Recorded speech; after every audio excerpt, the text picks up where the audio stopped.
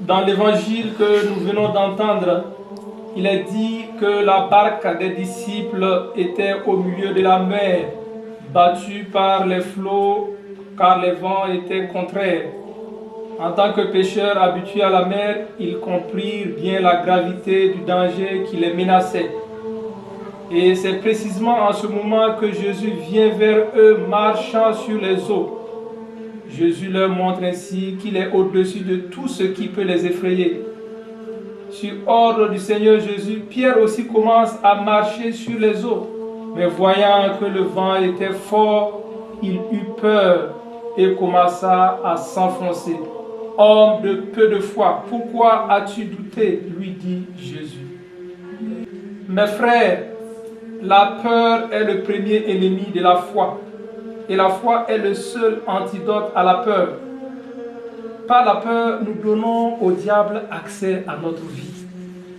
Le diable est le père du mensonge, comme nous l'entendons dans l'évangile selon Saint Jean. Il ment, et si nous le croyons, nous sommes trompés. Vous savez, même si ce que vous croyez n'est pas vrai, ça devient vrai pour vous. Quand nous cédons à la peur, nous entendons le diable nous dire: tu ne trouveras pas de travail, tu ne guériras jamais de cette maladie. Parce que le diable a cette ruse-là, quand quelque chose va mal, il te convainc que ça ne va jamais s'arrêter et que ça va continuer pour toujours. Il te dira: tu resteras seul si tu es célibataire ou divorcé.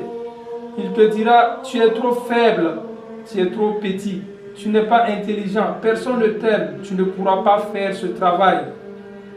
Mais si au lieu d'avoir peur, nous avons la foi, nous donnons accès à Dieu à notre vie, nous pourrons alors dire avec assurance: je suis faible, oui, mais le Dieu en qui je crois est fort.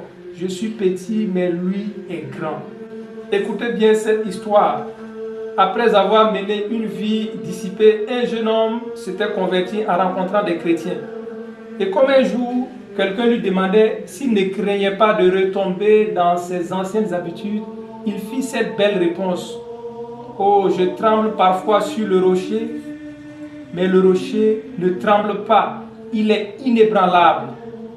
Mes frères, toute notre force est en Jésus, et c'est seulement en lui que nous sommes inébranlables. Dans le psaume 143, il est dit: béni soit le Seigneur mon rocher, il est mon allié, ma forteresse, ma citadelle, celui qui me libère, il est le bouclier qui m'abrite.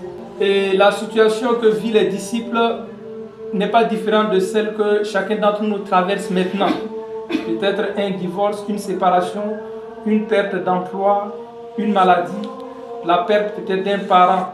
Ce sont des tempêtes qui peuvent secouer notre vie. Mais allons-nous céder à la peur ou garder la foi? Allons-nous marcher dans la foi ou dans la peur?